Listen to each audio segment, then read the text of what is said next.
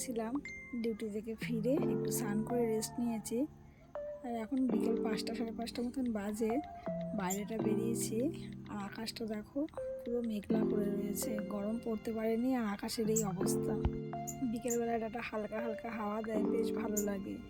তোমাদেরকে বলেছিলাম এই ফলগুলো পাকলে তোমাদেরকে দেখাবো। দেখো ফলগুলো পাক ধরেছে, অনেকটা লাল হয়েছে, গাছ ভর্তি ফল। দেখো তুমি, একটা জায়গা ফাঁকা নেই।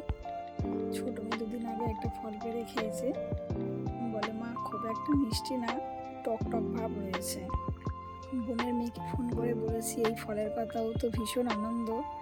বাচ্চা খাক আর না খাক, এই যে দেখাটা এটাই ওদের আনন্দ।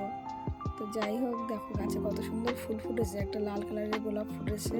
আর গাছের আমগুলো একটু একটু করে বড় হয়েছে, অনেকটাই বড় হয়েছে, উপরের দিকেরগুলো বেশি বড় হয়েছে। সন্ধে হয়ে গেছে, এখন সন্ধে পুজো দেবো। সকালে যেহেতু ডিউটি গেছিলাম, ওই জন্য মা লক্ষ্মীর ঘট পাতেনি, সন্ধ্যাবেলায় পাতবো। ফুল এনেছে আজকে, আমসরাটা দেখে এত পছন্দ হয়েছে, কি সুন্দর। দেখো পাতাগুলো সব দেখো পরিষ্কার আর নিখুঁত। ফুলের মধ্যে যে তুলসী পাতা ছিল, প্রতিটি পাতায় না মঞ্জুরি ছিল। আর ভগবানের তো তুলসী মঞ্জুরি ভীষণ প্রিয়, তাই মাধবের পায়ে দিলাম তুলসী মঞ্জুরি। এইভাবে যদি একটা কর্পূর দিয়ে নারকেল ছোবড়াগুলো জ্বালানো যায়, তাহলে খুব সহজেই ধরে যায়।